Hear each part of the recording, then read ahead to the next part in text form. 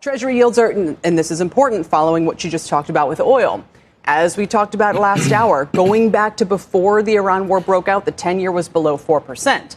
The upward moves in energy prices even this morning, pushing that yield back up a couple of basis points, 468, 521, let's call it, on the 30-year. This all comes a day after Treasury Secretary Scott Bessent surprised markets with an unscheduled announcement.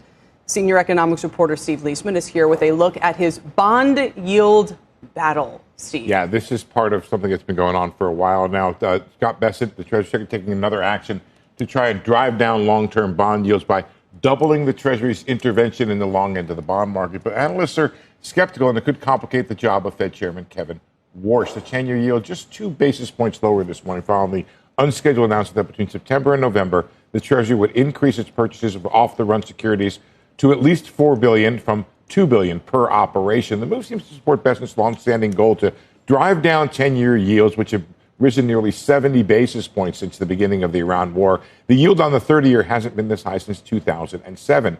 In addition to increased off-the-run buybacks, that's a bond whose term is less than the original issue, so a 30-year bond with a 23 years left on it, that's an off-the-run. But that comes on top of this yen intervention he was involved in, Argentinian intervention, plans more short-term issuance in part to pay for these purchases on the intervention. Greater reliance on short-term bills is at odds with recommendations of the Treasury Borrowing Advisory Committee, a private sector group that advises the Treasury. They wanted to keep down the percentage of short-term debt. It also could make life more difficult for Kevin Warsh, the Fed chairman.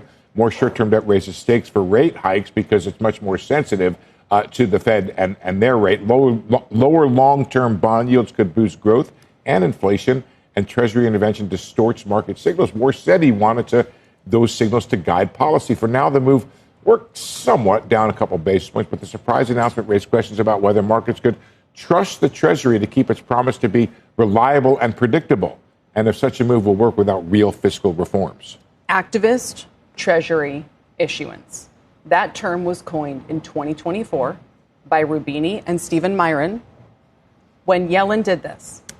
And at the time, they wrote and warned that her move, they're now doubling what she began, that her move was equivalent to lowering rates by a full point. Myron, of course, would go on to become Trump's key advisor and then on the Fed himself. So I think, according to them, these moves do have a big economic impact. And perhaps we shouldn't overlook, and this has been going on since 2024, on and off, on and off, on and off. It's been going, and so I just wonder, again, I don't want to see us become Japan, have a situation that they're in now, but the extent of intervention on yields, high debt and so forth, it feels a little bit like we're drifting in that direction. Let me separate out what happened yesterday, because there's a technical aspect to this and there's an overall policy aspect to this. People have been asking for a long time for the Treasury to do just what it did yesterday. This idea of off-the-run securities that trade sometimes 70 cents, 50 cents, it makes sense for the Treasury to buy them, take it off the balance sheet of the dealers, let the dealers go into the on-the-runs, the 30, the 10s, the 20s, and that could lower yields over time. That's a good thing. The way it was done, 2 weeks after the refunding announcement, on the morning of a 20-year issuance, it really surprised the markets. By the way, Barry Knapp said yesterday they should just have gotten rid of the 20-year. He said, who needs it? No one needs it. That's another story. Agreed. I mean, I don't know if I agree with that, but that's another story that we could talk about. But the way it was done, seemingly after the press made all of this talk about bond yields being high and being a challenge to the economy, and then they come in and they do something like this in a way that is not reliable and predictable. Well, so that's the question. Does it bring confidence longer term to the bond market, to the investor class? Yeah. Or, I mean, I made the analogy that this is a little bit like buying out your 30-year mortgage with a 5-year arm. And that could work out really well for you or could not, depending on what you think happens to rates. What's wrong with your analogy is it's a 6-month arm. Yes. Okay, and that makes it very sensitive and puts the pressure on Kevin Warsh if he needs to raise rates all of a sudden. Now, it's only a small portion. And by the way, it's a big part of the issuance, but not a part of the outstanding debt in the long term. So I think that's really the way to think about this. The way that makes it really difficult is this whole $40 trillion, $32 trillion outstanding to the public of debt is a confidence game. And you cannot lose the confidence of the people buying your debt. interesting question as to whether or not Scott Bessent is super smart about these things, but maybe super smart from a position of buying and selling them, not necessarily running the show, right? So he's a hedge fund guy.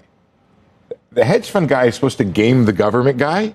The government guy is supposed to be out there to be gamed. So it's interesting because you're talking about Myron on one end who didn't like this idea. But then if you remember, I think Scott Bessent and maybe Stan Druckenmiller used to talk about the opposite, sort of trying to be more trader-like around our bonds.